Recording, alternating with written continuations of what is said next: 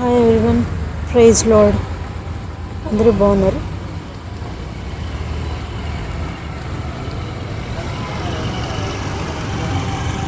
పరిశుద్ధ గ్రంథంలో పక్షిరాజుని గురించి, దాని ప్రాముఖ్యతను గురించి దేవుడంతో వివరంగా చెప్పి అమర్చాడు.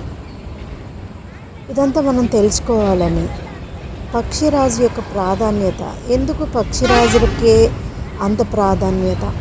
పక్షిరాజు అంటే ఎవరు? పక్షిరాజు పక్షులలో రాజు. అంటే పక్షులలో రాజు, అన్ని పక్షులలో రాజుగా ఉన్నటువంటి గ్రద్ద. దాని యొక్క విశిష్టత, దాని హ్యాబిటేట్స్ చాలా గొప్పవి. చాలాసార్లు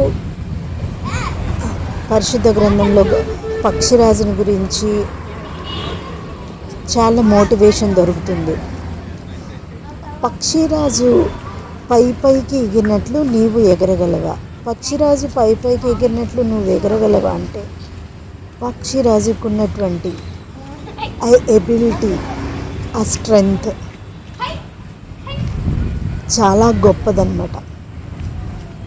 అది ఎంత ఎత్తు ఎగురుతుందంటే, భూమి మీద నుండి ఆకాశానికి కనీసం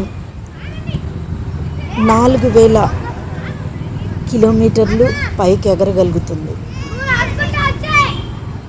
అంటే అది భూమి మీద ఉండడానికి ఇష్టపడదన్నమాట.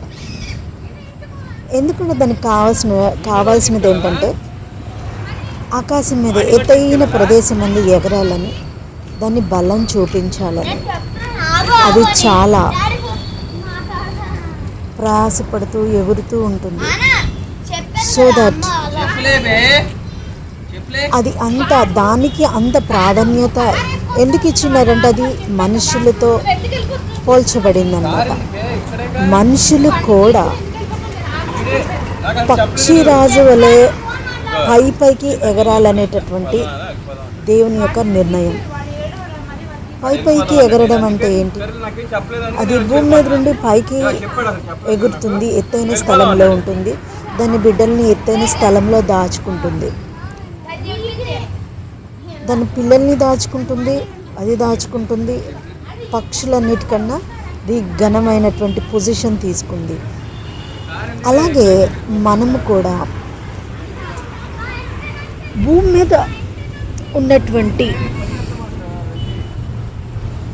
మీద ఉన్నటువంటి పరిస్థితులన్నిటినీ, అంటే ఈ భూమి మీద ఏమేమి ఉన్నాయి? అంతా శరీరాశ, నేత్రాశ, జీవపు డంబం. ఇది నాది, అది నీది. అంతేకాని దేవుని కోసం మన కోసం దేవుడు అనేటటువంటి కాన్సెప్ట్ అనేది మర్చిపోయి, ఈ భూమి నాది, ఈ భూమికి నా పేరు, ఆ భూమి నీది, ఆ భూమికి నీ పేరు అనేటటువంటి కాన్సెప్ట్తోనే ప్రతి మనిషి ఉంటారు.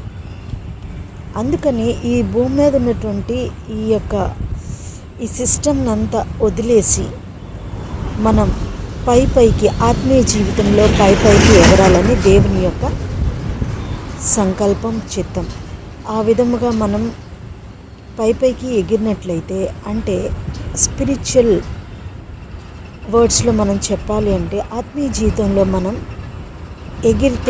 ఎదిగితే మనం ఈ భూమి మీద ఉన్నటువంటి ఈ లస్టే కానీ, ఈ యొక్క గ్రీడినెస్సే కానీ, వీటన్నిటికీ మనం దూరంగా ఉండగలం.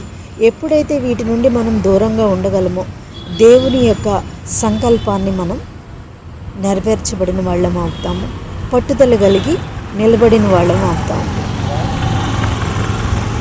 అందుకే దేవుడు మనల్ని గ్రద్దతో పోల్చి, గ్రద్ద వలె, పక్షిరాజు వలె మీరు పైకి ఎగరాలి అంటే, ఆత్మీయ జీవితంలో అధికమైన శిఖరాలని మనం అధిరోహించాలని దేవుడు కోరుకుంటున్నాడు. దావీదు అడుగుతాడు కదా, నన్ను ఎత్తైన కొండపైకి ఎక్కించుము అంటే.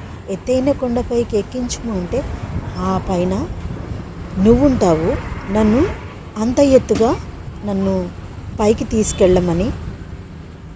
ఈ భూమి మీద అనవసరమని నాకు అక్కర్లేదని నీ ఉంటే చాలు అని చెప్పి దావీదు అడిగినట్లుగా మనం ఇక్కడ అర్థం చేసుకోవచ్చు.